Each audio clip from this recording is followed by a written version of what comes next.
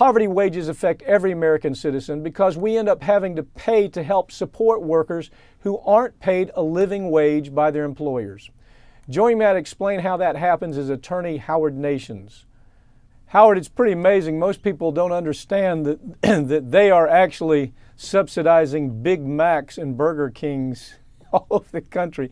Tell us this story about how these corporations are passing on their lack of decency to taxpayers.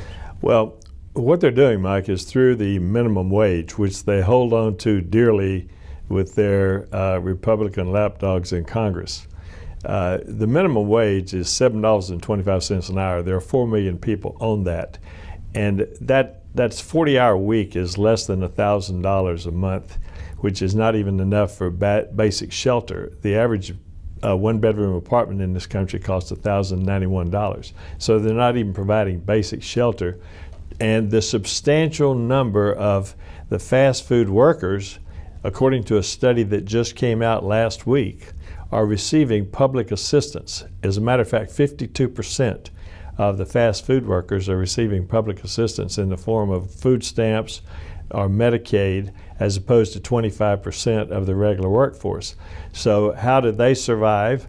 Through the tax subsidy.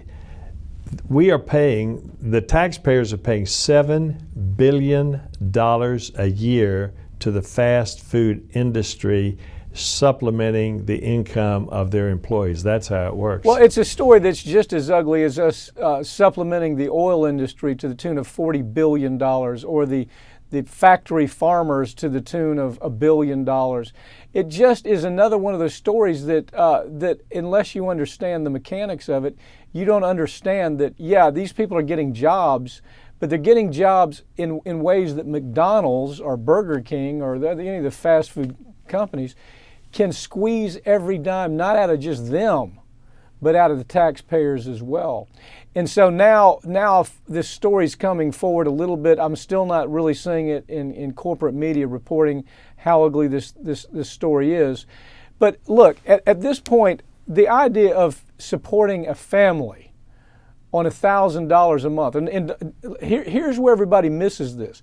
This isn't just about high school kids in looking for jobs. What's happened is our economy is so bad, you have elderly that can't even make ends meet in the retirement days. You have mothers and fathers, single parents that are working 2 and 3 jobs. One of those jobs typically is in a fast food kind of setting. So this affects all of us. We're subsidizing all of that from McDonald's, aren't we?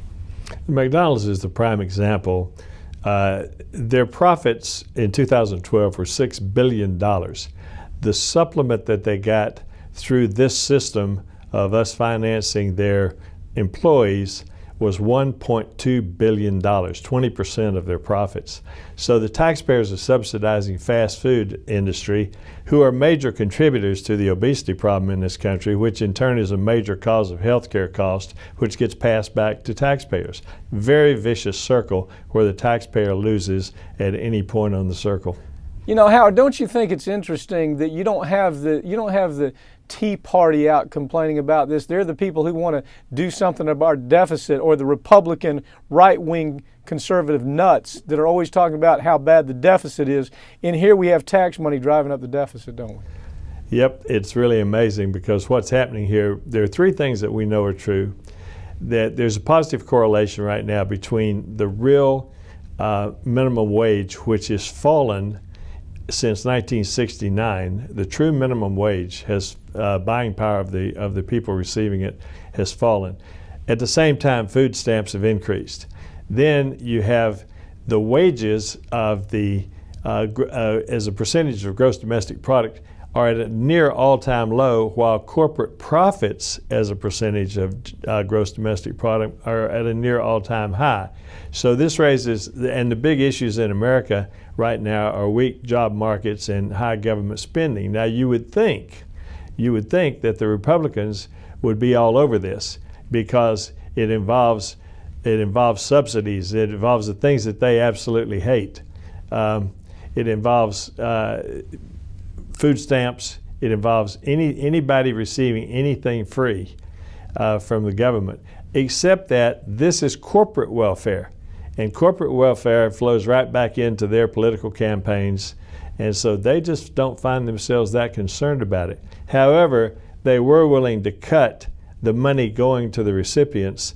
They voted this year to cut by unanimous vote of the Republicans in the House, they voted to cut $39 billion out of the food stamp program, and they voted against a $9 minimum wage. Well, it's just the same analysis we'd use for an oil company. First of all, is this company, this healthy, ridiculously healthy company, do they really need federally funded money by way of taxpayer subsidies? And that's what's happening here.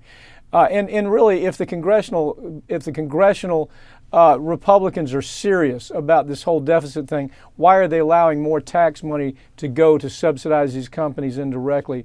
And the reason is that it's not a real economic argument about taxes and the budget. It's ideology. In about 20 seconds, what's your thought on that? Well, it's not just McDonald's, and let me tell you that the next time you hear a fast food chain CEO standing up talking about government spending and small government and supporting Republican candidates and making big contributions, there are a number of those, if you'll notice, in the fast food industry. What you're seeing is hypocrisy on steroids. So the Republicans are in favor, it's corporate welfare, yes, living minimum wage, no, and corporate welfare at an all-time high. This is just another example, isn't it, Howard? It really is. Howard Nations, thank you for joining me.